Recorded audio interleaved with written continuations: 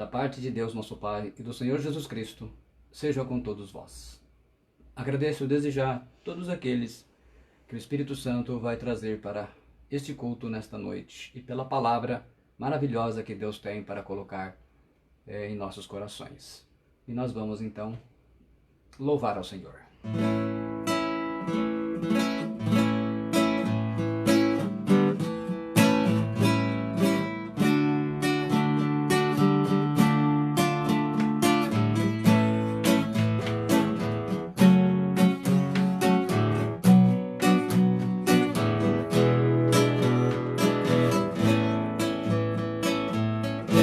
Deus enviou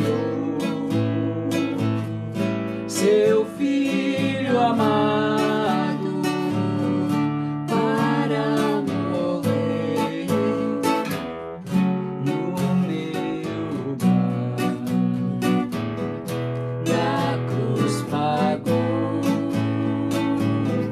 por meus pecados, mas o sepulcro vazio está, porque Ele vive, porque Ele vive. Eu posso crer no amanhã, porque Ele vive. Temor não há, mas eu bem sei.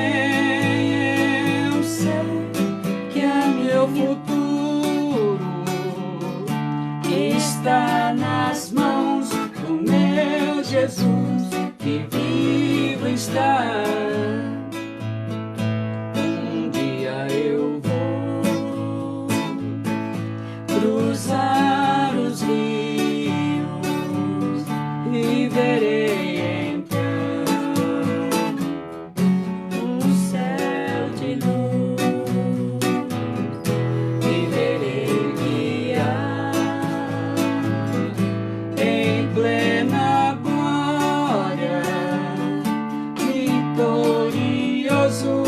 Vive e reina o meu Jesus,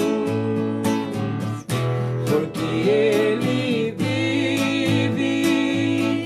Posso crer no amanhã, porque Ele vive.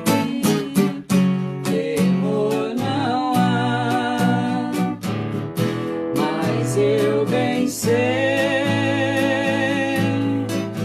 meu futuro está nas mãos do meu Jesus, que vivo está. Aleluia, Senhor, Ele vivo está.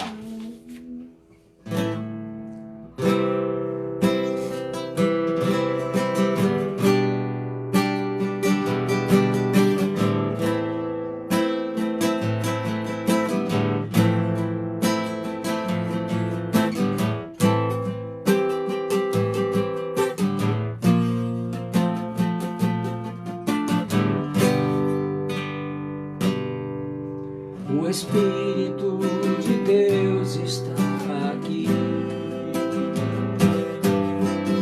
operando em nossos corações,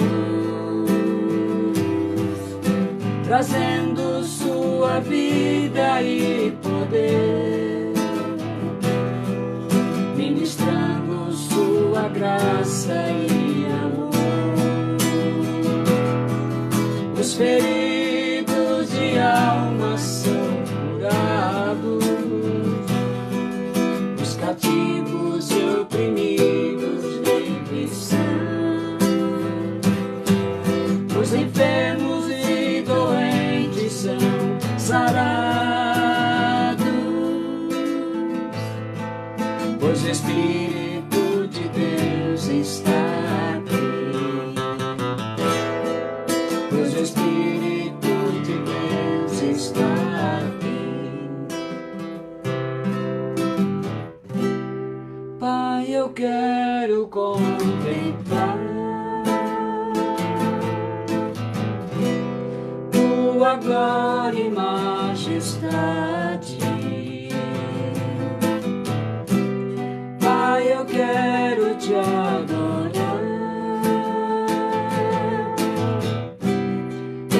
Espírito em verdade, não apenas no átrio ou no santo lugar. Eu quero te entronizar entre os querubins. Leva-me à sala do trono, pelo novo e vivo caminho, pelo sangue de Jesus, eterno e sumo sacerdote. Oh, leva-me à sala do trono, pra te adorar, Senhor. Oh, leva-me à sala do trono, pra te adorar, Senhor. Pra te adorar, Senhor. Pra te adorar, Senhor.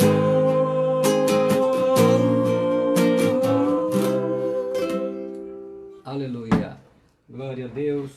Louvado seja o nome do Senhor Jesus. Muito bem. Estamos aqui nesse momento de culto e transmissão online. E vamos compartilhar com todos vocês que estão acompanhando, louvando a Deus comigo, esse texto da palavra do Senhor, Mateus capítulo 14, a partir do versículo 22, e que Deus tem uma palavra de fé, de esperança. Deus tem uma palavra bastante edificante para colocar para os irmãos e irmãs, para todas as pessoas que de alguma forma estão interessados e buscando realmente nesse período difícil de crise que estamos enfrentando, estar se alimentando também da palavra do Senhor. Diz assim então o texto sagrado: E logo ordenou Jesus que os seus discípulos entrassem no barco e fossem adiante para outro lado enquanto despedia a multidão. E despedida a multidão, subiu ao monte para orar à parte. E chegada já à tarde, estava ali só. E o barco estava já no meio do mar, açoitado pelas ondas, porque o vento era contrário. Mas à quarta vigília da noite dirigiu-se Jesus para eles andando por cima do mar. E os discípulos, vendo-o andando sobre o mar, assustaram-se, dizendo: É um fantasma! E gritaram com medo. Jesus, porém, lhes falou logo, dizendo: Tende bom ânimo, sou eu, não temais. E respondeu-lhe Pedro e disse: Senhor, se és tu, manda-me ir ter contigo por cima das águas. E ele disse: Vem. E Pedro, descendo do barco, andou sobre as águas para ir ter com Jesus. Mas sentindo o vento forte, teve medo, e começando a ir para o fundo, clamou, dizendo: Senhor, salva-me. E logo Jesus, estendendo a mão, segurou-o e disse-lhe: Homem de pequena fé, por que duvidaste? E quando subiram para o barco, acalmou-se o vento. Bendito o Deus e Pai de nosso Senhor Jesus Cristo, que o Senhor esteja falando conosco, com todos aqueles que estão nas suas casas, onde quer que estejam, agora conectados ao vivo, online, nesse culto de adoração e da ministração da Tua Palavra. Que essa mensagem ela possa edificar as nossas vidas. Em nome do Senhor Jesus Cristo e no poder do Espírito Santo. Amém. Eu tenho ensinado há um bom tempo esses 4 fundamentos. São 4 fundamentos de fé e que eles, naturalmente, eles fazem uma diferença muito grande na vida das pessoas. Mas especialmente em tempos difíceis, de crise, tragédias, calamidades, eles são fundamentos bíblicos e que precisam ser praticados. E quando são praticados, eles naturalmente fazem uma diferença muito grande. Então nós vemos esse famoso texto onde Jesus anda sobre as águas e Pedro, que começa a andar sobre as águas e afunda. E nós vamos ver então, dentro desses princípios, a ligação que um tem a ver com o outro, que de fato vai, quando não praticados, acaba trazendo problemas nas nossas vidas, e a gente vai exemplificar. Eu costumo ensinar, para não se esquecer, às vezes a gente coloca siglas em alguns princípios, quando dá para fazer isso, porque fica fácil a gente lembrar e associar a essa sigla os princípios envolvidos. E nesse caso, há uma palavrinha bacana, foca, onde nós vamos falar sobre a fé, a oração, a coragem e a atitude. O primeiro desses fundamentos, inclusive um fundamento que está lá em Hebreus 6, sendo colocado como dos primeiros dos 6 princípios do reino de Deus, a doutrina de Cristo, é a fé.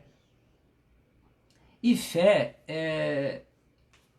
ela é a menor palavra do vocabulário cristão, mas ela é o coração de toda ela. E é interessante ver, né? Muitos, a gente vê como a ignorância, ela atrapalha muito o entendimento da palavra de Deus. As pessoas dizem, olha, o Velho Testamento não serve para mais nada, acabou, agora é o Novo. E se a gente observar, a fé é um fundamento lançado no Antigo Testamento, através do profeta Abacuque.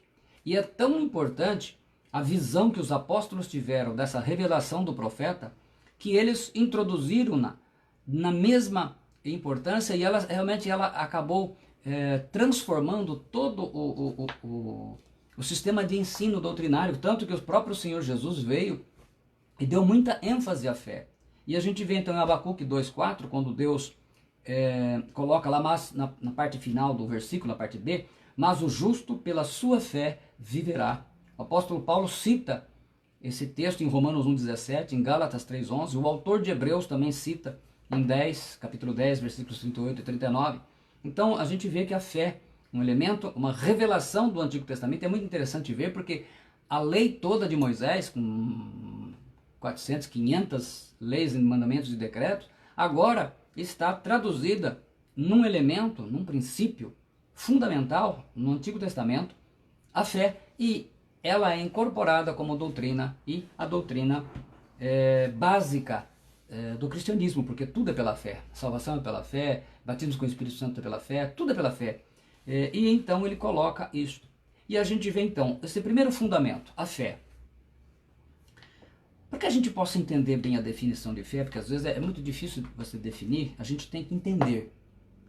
Por que você trabalha 30 dias na confiança de que você vai receber o seu pagamento? Porque você tem fé na empresa que você trabalha, ou, se é uma empresa menor, no seu patrão. Você trabalha com 30 dias e você sabe que no dia 30 ou até o 5º dia útil você vai receber o seu salário, o seu pagamento. Isso é fé. Você trabalha com uma certeza. E a Bíblia, em Hebreus, o autor de Hebreus, capítulo 11, versículo 6, aliás, o capítulo 11 é todo dedicado à fé, ele diz, de fato, sem fé é impossível agradar a Deus. Porquanto é necessário que aquele que se aproxima de Deus creia que ele existe e que se torna galardoador dos que o buscam. Então, ele coloca que sem fé é impossível agradar a Deus. Então, sem fé a gente destrói todo o ensinamento. E ele, inicialmente, ele coloca nos versículos 1 e 2, que fé é a certeza de coisas que se espera. Por isso que deu o exemplo do pagamento. Você não viu o pagamento ainda na sua mão. Ele não está na sua conta.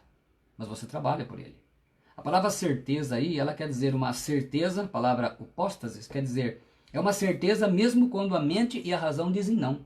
É por isso que as pessoas normalmente dizem que a pessoa que tem fé ela é louca. Porque a razão e a mente estão mostrando uma coisa, mas a fé, ela vê o contrário, ela vê a possibilidade, aonde não existe possibilidade. A fé ela não pode estar limitada à visão, por isso que ele fala que é a convicção de fatos que não se vê. Então você tem convicção, quer dizer, convicção é uma opinião firme, uma escolha firme a respeito de alguma coisa, não tem dúvida, então você não tem dúvida, mas você não vê. Então é a certeza de algo que você espera, a convicção de uma coisa que você não vê. Por isso que vai contra a razão, contra a lógica. E a fé, ela extrapola essa situação. Quando nós baseamos a nossa fé naquilo que a gente vê, a nossa fé, ela destrói. E se a gente observar, esses 4 fundamentos, eles têm que operar juntos, porque se você destruir um deles na sua vida, você compromete os outros 3. Eu diria assim, como são 4, eu compararia ele aos 4 pneus de um carro. O que acontece quando você fura um pneu? Tem que parar e trocar, porque já era, né? Você não vai conseguir, e se for, você estraga todo o pneu, né? Experiência que eu já passei. Então, você tem que entender que os 4 elementos são fundamentos básicos da nossa vida. Então a fé, ela desafia o que os seus olhos estão vendo. Você olha para uma situação, todo mundo fala, não tem jeito. Agora, o que é interessante falar para vocês? Quando a gente lê o Novo Testamento, aí a gente precisa olhar no Antigo Testamento. A palavra que Abacuque usou, ele usou uma palavra hebraica chamada emuná. Esta palavra, ela determina a sua identidade com Deus. Porque é uma convicção numa pessoa, numa coisa. Então, quando ele usou emuná, ele dizia muito mais do que uma crença. Era uma identidade que a pessoa tinha com o Deus de Israel. Então, ao falar de emuná, ele falava que a pessoa, a sua emuná, a sua fé, ela determina a sua identidade com Deus. E essa identidade que você tem com Deus é que determina quem você é e como você vai viver. Então, quando a gente vê uma pessoa desanimada, desistindo de tudo, você sabe que a fé dela não se identificou com o Deus vivo. Ela se identificou com muitas coisas, menos com o Deus vivo, o Deus único. Quer dizer, a nossa fé, ela tem que refletir o tipo de relacionamento que eu tenho com Deus. É isso que faz com que eu consiga viver vida de milagre, viver realmente uma vida fervorosa. É essa a identidade. Então, o emuná, ele era muito mais do que uma crença. A gente fala fé, né? O pessoal costuma falar uma fezinha ali na loteria. Isso não é fé. A fé, ela identifica você com aquele, assim como eu dei o exemplo da empresa. Onde você trabalha? Eu trabalho na grande empresa. Então você tem uma identidade muito grande com aquela empresa e aquela confiança que você sabe que você vai receber todos os seus direitos. Quando a emuná, a fé, que o autor de Hebreus, porque a gente tem que lembrar que o autor de Hebreus era hebreu, aliás, com exceção de Atos e Lucas, todo o restante da Bíblia foi escrito por hebreus. Então é importante a gente entender a mentalidade do hebreu. Ele estava falando de algo muito maior do que uma simples crença. Ele estava falando de uma identificação. Então, como que você se identifica com o Senhor? Se é uma identificação que as pessoas veem em você, um homem de Deus, uma mulher de Deus, a sua fé, ela vai ser transportada para o seu dia a dia. Então, o primeiro fundamento é a fé. A fé, ela está ligada ao segundo, que é oração. Em 1 Tessalonicenses 5,17 está escrito assim: orai sem cessar. O que você não pode ficar sem fazer? Você tem que ser incessantemente, senão você acaba morrendo. Respiração. O ar. Então, orar sem cessar nos identifica a oração como o ar que nós respiramos. Uma pessoa comum, ela consegue ficar aí com uns treinozinhos, ela fica uns 2 a 3 minutos sem respirar. Depois disso, a falta de oxigenação, né, o oxigênio no cérebro, causa desmaio, né, um mecanismo de proteção ao corpo. Teve um dinamarquês chamado Stig Severinsen, de 42 anos, que ele entrou para o Guinness Book, aquele livro de recordes. Aos 42 anos, ele ficou 22 minutos debaixo d'água sem respirar, que eles chamam de mergulho em apneia, né, sem movimento. Mas existe uma técnica profissional muito elaborada e treinada. Ele treinou muito tempo, são várias fases em que ele passou para isso. Justamente porque isso não é normal. Eu diria isso para nós. Vocês já imaginaram quanto tempo nós ficamos sem orar? Então, humanamente falando, fisicamente falando, a pessoa desmaia. Quantas pessoas estão sem orar, ficam tempos, né? Dias, semanas sem orar, sem aquele tempo de oração?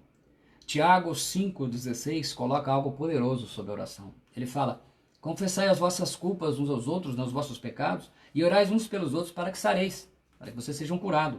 A oração do justo muito pode em seus efeitos. A oração do justo muito pode em seus efeitos. Na voz passiva, tradução que também é possível no grego, ele diz: a oração do justo é muito poderosa em sua atuação. É por isso que nós dizemos: muita oração, muito poder. Pouca oração, pouco poder. Nenhuma oração, nenhum poder. E espiritualmente isso acontece, reflete a nossa vida, né? Um dos textos que eu amo ver é Atos 12:5. E está escrito: Pedro, pois, era guardado na prisão, mas a igreja fazia contínua oração por ele a Deus. Meus irmãos, não existe trabalho na igreja que o diabo mais vai tentar impedir do que oração. Você pode marcar encontros de louvor, não tem problema nenhum. Pode marcar festas, seminários, encontros, não vai ter problema nenhum. Você vê a luta que é ir para a oração. Pedro estava guardado na prisão, mas a igreja fazia contínua oração por ele a Deus. Ou outra, conforme a tradução da atualizada, oração incessante. Não houve como não ser respondida. Então a igreja fazia uma oração contínua, incessante, para que ele fosse liberto, e ele foi liberto. O que aconteceu? Qual foi o motivo que eles pegaram em Daniel para lançá-lo na cova dos leões, lá Daniel 6:11? A sua oração a Deus. Não acharam nada no caráter dele, então vamos pegar uma falha, qual? Ele ora para o seu Deus 3 vezes ao dia, de manhã, ao meio-dia e às 6 da tarde. Então isso trouxe, e não mais, o capítulo 10, o que é o capítulo 10 de Daniel? Quando ele faz a oração a Deus, não entra um príncipe, um principado, né, um demônio da alta hierarquia satânica, não intercepta o anjo que estava trazendo a resposta, aí ele está em oração em jejum 21 dias, né, até que o arcanjo Miguel então é enviado.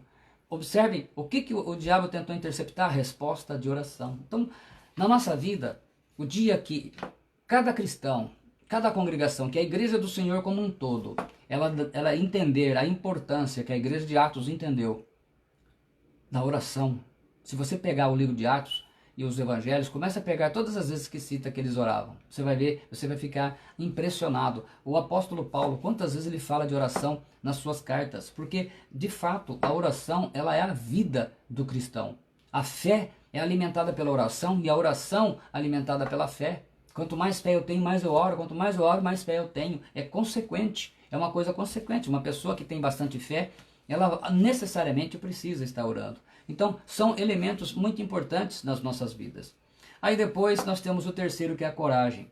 Coragem não é falta de medo, gente. É vencer o medo.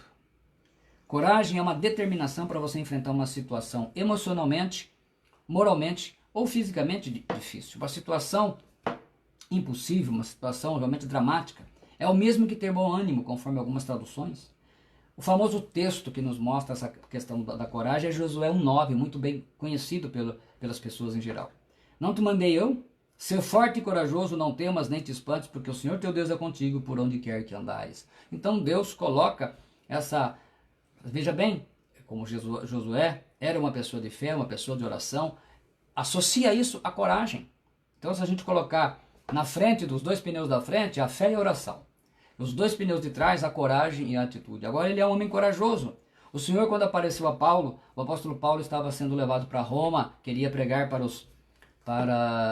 o imperador, que era a ordem do Senhor, aquele barco lá, aquele navio, estava ameaçando afundar e todo mundo morrer. O Senhor apareceu para ele lá em Atos 23:11, que ele diz: na noite seguinte o Senhor, pondo-se ao lado dele, disse... Olha, o Senhor se colocou do lado de Paulo e disse: coragem, pois do modo por que deste testemunha a meu respeito em Jerusalém, assim importa que também o faças em Roma. Então, tudo isso é muito importante associar, porque ele ali, se você ler todo o texto, você vai ver que ele aplica esses elementos, a sua fé, a sua oração, né, que Deus responde, a sua coragem e a atitude que ele toma ali para salvar todos, né?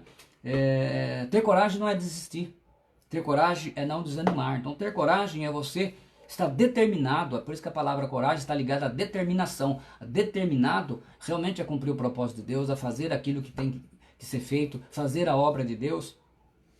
E por último, a atitude.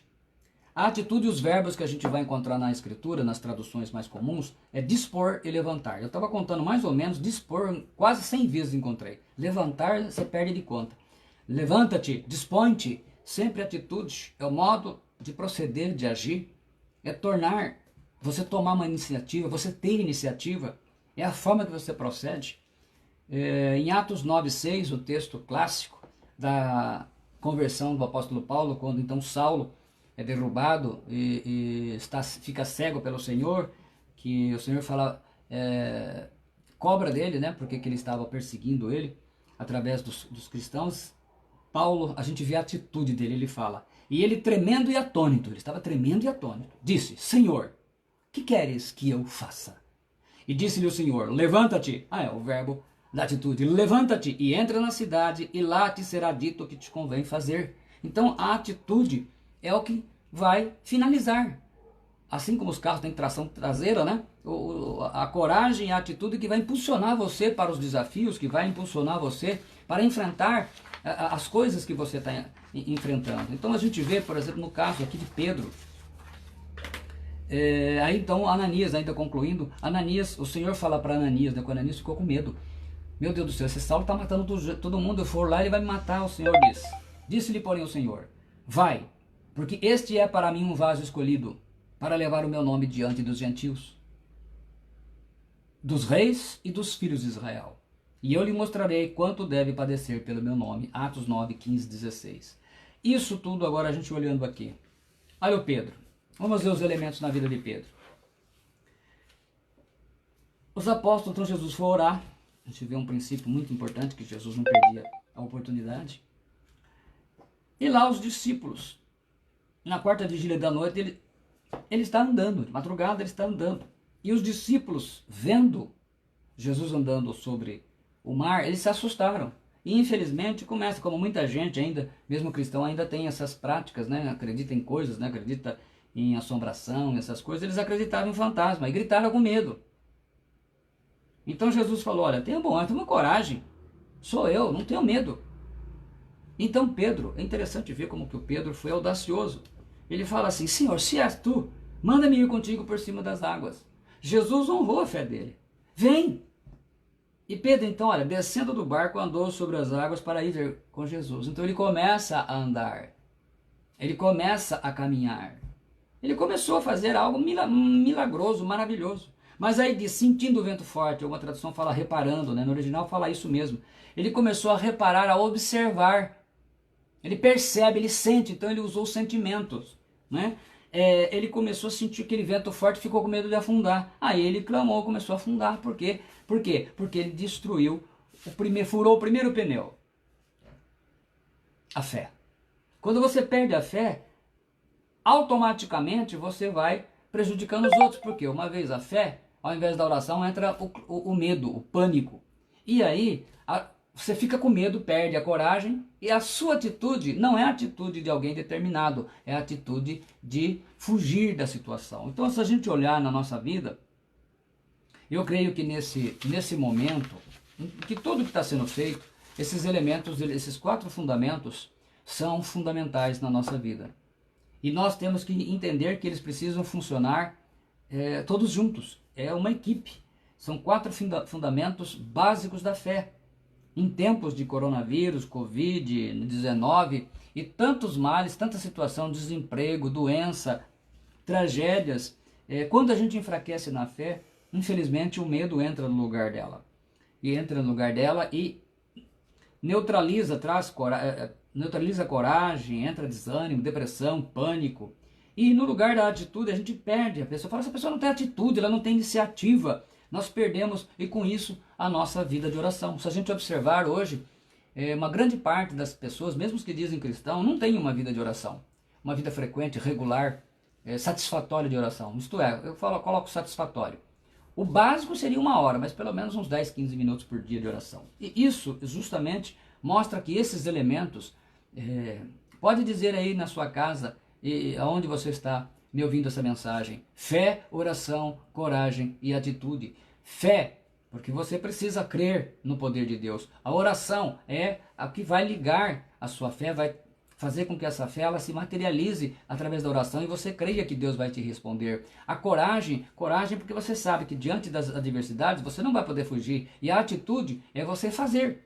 Então, eu tenho fé, eu oro, eu acredito, tenho coragem de crer, de esperar, de saber que Deus vai me atender. E a minha atitude é fazer. Eu vou e realmente tomo posse daquilo. Eu exercito aquilo. Então isto tem sido o diferencial nas nossas vidas. Isso tem sido o diferencial e vai ser o diferencial. Então é importante que você entenda que se essa mensagem for apenas mais uma mensagem que você agregou conhecimento, ela não vai ter muita utilidade para você. Mas se ela de fato fizer a diferença na sua vida, se ela de fato ela fizer a diferença na sua vida no sentido prático, você vai ver resultados. Porque a fé, a oração, a coragem e a atitude, é isso que é importante nós estarmos não só crendo, mas exercitando. Porque fé, ela só tem função se ela for exercitada. Quando nós não exercitamos, a gente esquece disso, que Deus está no controle de tudo. E eu creio que a pior coisa que existe é quando um cristão, um conhecedor da palavra de Deus, alguém que experimentou as bênçãos do Senhor, esquece que Deus está no controle de tudo. O próximo passo é desespero e pânico. E às vezes a gente vê pessoas que se dizem cristãs com tanto desespero, com tanto pânico, justamente porque não conseguem colocar em prática os 4 fundamentos: fé, oração, coragem e atitude. São situações, são princípios, fundamentos que precisam ser exercitados, e através deles é que nós vamos realmente conseguir realizar as bênçãos do Senhor, nós vamos conseguir colocar em prática aquilo que Deus quer de nós, e vamos ver a sua mão agir em nós, porque Deus precisa de pessoas assim. Ele diz: levanta-te, ser forte e corajoso. Então ser forte e corajoso, não desanimes. Então ele está dizendo para você: tenha fé, tenha coragem, atitude e a oração, claro, porque a oração, ela é a chave de todas essas situações. Vamos orar a Deus. Orar a Deus,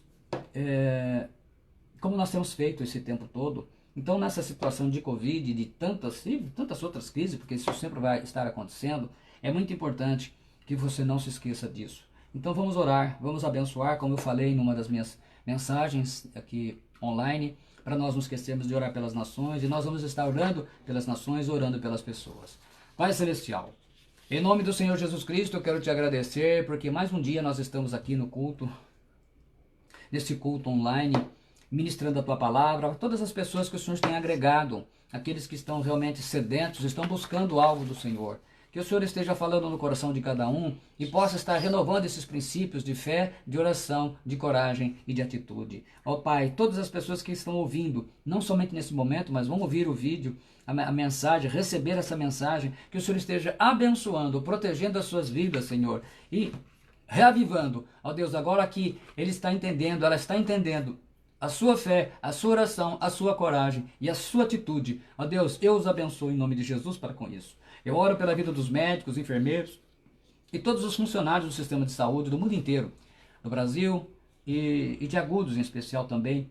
Que o Senhor esteja protegendo pelo trabalho que eles realizam e os riscos que são grandes que eles correm, pelos policiais militares, bombeiros, policiais civis, do mundo inteiro, do Brasil, e mais em especial pelos policiais de Agudos, que o Senhor esteja também protegendo, porque eles também estão expostos, né? E voltam para suas casas, como os médicos, enfermeiros, SAMU, bombeiros. Eu oro pelos empresários também, Senhor, ó Deus. Peço a Ti, cujas empresas estão com as portas fechadas e vão precisar pagar o salário dos seus funcionários, a despesa da empresa, que o Senhor possa estar movendo as autoridades para ver realmente, assim como alguns países, como Israel e o Japão, têm tomado atitudes diferentes, tem tirado as pessoas de alto risco, mas a população continua no seu trabalho, Senhor, que o Senhor esteja abençoando, dando direção e confiança para a retomada da economia, Senhor, para evitar mais desemprego, porque, ó Senhor, porque realmente essas pessoas ficarem desempregadas numa crise vai piorar mais a vida dessas pessoas, que o Senhor tenha misericórdia. Oro pelos funcionários que estão parados, não sabe se vão conseguir receber o seu salário em dia, que o Senhor esteja preparando tudo, movendo, tenha misericórdia, porque o Senhor tem tudo sob controle. Senhor Jesus, o Senhor é Senhor absoluto de todas as coisas. O Senhor tem todas as coisas sob o controle. E assim como a Tua igreja orou em Atos, hoje a Tua igreja está orando, intercedendo pelas nações, especialmente pelo país.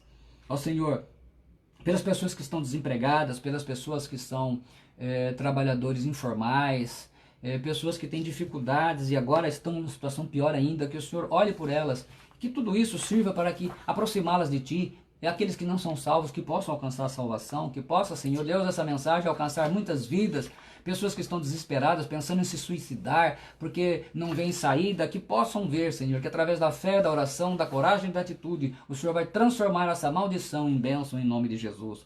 Pelas pessoas que estão, Pai, eu oro pelas pessoas que estão infectadas pelo coronavírus e por qualquer outro tipo de doença, enfermidades que lotam os hospitais, UPAs, ou mesmo nas suas casas, que estão desenganadas pelo médico, tem cirurgias difíceis para fazer e está tudo parado, que o Senhor intervenha e tenha misericórdia do sofrimento dessas pessoas, Senhor. Ó Deus, pelas pessoas que não conhecem a Tua palavra e que venham ter o novo nascimento e se converter, por todas as pessoas que recebem esta palavra, que o Senhor tem colocado, Senhor, o Senhor nos direcionou a colocar nesse tempo, Senhor. Que seja um tempo de salvação, de produção, que o Senhor esteja renovando aquele que está abatido, desanimado, aquele que está desviado, aquele que não te conhece, Senhor. E também nós oramos, Pai. Eu quero agora orar pelo Brasil, pela Argentina, pela Itália, pela China, que é um país fechado, e eu sei que, ó Deus, muitos dos nossos irmãos da fé estão sofrendo naquele país, que o Senhor tenha misericórdia, o Senhor faça um verdadeiro reboliço naquela nação. Ó Senhor, ouça o clamor dos chineses, daqueles que te conhecem, e possa alcançar a salvação aqueles outros que não te conhecem, pelos Estados Unidos, pelas Ilhas Canárias, Trinidad e Tobago, Inglaterra, Espanha, Japão, pela Coreia do Sul e Coreia do Norte também, um país também super fechado, que oprime o teu povo, que o Senhor tenha misericórdia, o Senhor olhe, ó Deus, nós oramos que o Senhor, ó Deus, trate conforme a sua soberania, ó Deus, o líder deles principal, pelo Uruguai, pelo Paraguai, pelo Chile, por Cuba, por Portugal, pela Alemanha, por Honduras, Equador, Colômbia, Paraná, Panamá, El Salvador, Costa Rica, França, Guatemala, Nicarágua, México, Canadá, Bolívia, Venezuela, Polônia, Israel, o teu povo chamado, que o Senhor se revelou e revelou a Escritura, pela Arábia Saudita, pelo Egito, por todos os países do leste europeu, países árabes, países da África. Ó Senhor, essa África que tem sofrido com tanta miséria, com tanta pestilência, como já foi com Ebola, que o Senhor se compadeça dessas nações. Ó Senhor, pela Ásia, Oceania, América do Sul, América do Norte, por todas as nações, o Senhor esteja tendo misericórdia. E assim, meu Pai, eu quero dar a bênção apostólica, a oração sacerdotal na vida de todos aqueles que estão ouvindo, que vão ouvir e vão receber essa bênção. Mas antes de tudo, eu quero agradecer você, o que uma ou outra vez acompanhou, os que estão acompanhando todos os dias. Muito obrigado, porque eu fico feliz não somente de poder ser instrumento de Deus nesse momento, mas de ver que existem pessoas que estão buscando, e aquele que busca acha, o que bate se abre, e o que pede recebe. Que essas palavras possam estar te edificando, transformando a sua vida, renovando a sua fé, e você saia bem melhor depois desse período, espiritualmente, que Deus possa ter feito algo maravilhoso na sua vida. Então eu quero que você toma posse dessa bênção, a cada bênção que for ministrando, que são bênçãos da palavra de Deus, são textos da palavra, oração de lá, você pode dizer eu recebo, e receba essa bênção, porque essa bênção ela foi dirigida pelo Espírito Santo. A graça do Senhor Jesus Cristo, eu recebo. E o amor de Deus, como eu recebo. E a comunhão do Espírito Santo seja com todos vós. Eu recebo. O Senhor te abençoe e te guarde. Eu recebo. Especialmente te guarde de todo mal e especialmente te guarde do coronavírus, o Covid-19. O Senhor faça resplandecer o seu rosto sobre ti. Eu recebo. E tenha misericórdia de ti. Eu recebo. O Senhor sobre ti levante o seu rosto e te dê a paz. Que eu recebo. Que essa bênção seja estendida não somente a você, mas a toda a sua família, a todos aqueles que com você convivem, se você é empresário, aos seus colaboradores, enfim, a todos aqueles que de alguma maneira eles têm contato com você, e você seja esse instrumento. Eu louvo o Senhor, bendigo o seu nome, o nosso Senhor e Salvador Jesus Cristo, por esse privilégio de poder estar ministrando a palavra. Agradeço mais uma vez você estar aqui colaborando conosco e dedicando esse tempo, num tempo também de se alimentar e crescer espiritualmente. O Senhor seja sobre o teu espírito, em nome de Jesus Cristo. Amém. Obrigado.